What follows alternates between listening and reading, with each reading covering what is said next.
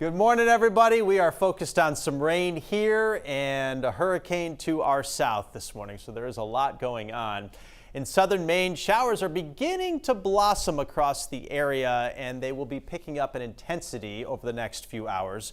We had some steady, moderate rain. It's now falling mostly in Washington County. A few of these drops did fall in Bangor, but not many. We kind of got grazed in the Queen City. It's still damp everywhere, though, and there are some dense areas of fog this morning in this very tropical air. This front is going to barrel into that tropical air, lift it, and then squeeze it out. And that's how we're going to get some downpours for the middle of the day. But it's also going to usher in a very dry and pleasant air mass for the end of the week. Thursday, Friday look great. So does the weekend, for that matter. And it's also going to keep these tropical systems away. Keep them to our south, act as a shield. So that's some good news for us, too. As we look at the next several hours, foggy, damp with a few showers, but as you can see, we'll be getting heavier ones by the middle of the morning and especially during the middle of the day. Some of these obviously heavy, dropping big amounts of rain, maybe an inch or more in an hour or less, which could lead to drainage issues. We've had a lot of those problems over the last couple of months. Driving through these heavier downpours, be very careful, slow down your speed. Hydroplaning easily happens. It's going to be super sticky all day long until the evening. In fact, the afternoon actually improves quite a bit. We'll see some late day clearing and some sun with just a stray leftover shower or two for the evening hours.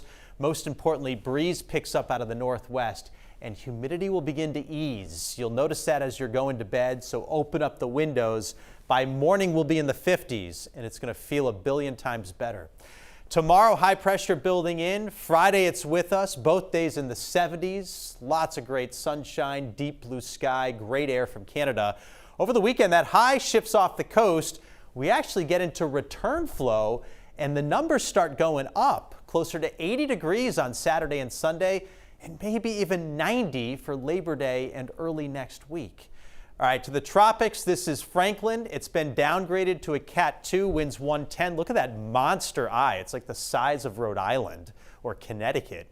And then the reverse, this one is strengthening. This is Idalia. It's now a Category 4. It's in the process of making landfall right now. Land-based radars showing that circulation closing in. It's only about 30 miles off the coastline, so within the next hour, hour and a half, it will officially make landfall. Lots of surge, lots of wind, and lots of flooding expected. Some of these outer bands have induced some tornadoes too, especially over the peninsula here of central Florida. The track takes it into the open Atlantic for most of next week, which means for us, our waves are going to stay high for the next week or so. They're starting to grow 3 to 4 footers, and over the next several days could grow as high as 8 feet. So big breakers along the coast, rip currents a factor. With the forecast like this, that has me concerned. There'll be a lot of people at the beaches, so please be super, super careful. Look at that beautiful forecast heading through the holiday weekend. Back to school next Tuesday, near 90. It's almost cruel in many ways. Yeah. You know, the kids, teachers don't want to go back in that and try to teach in that. And we should have had that over the summer. Sure. And we didn't get it. Poor kids. Half full, though. Parents can go to the beach without the kids. Yeah. That's just find the rainbow. good call. Find the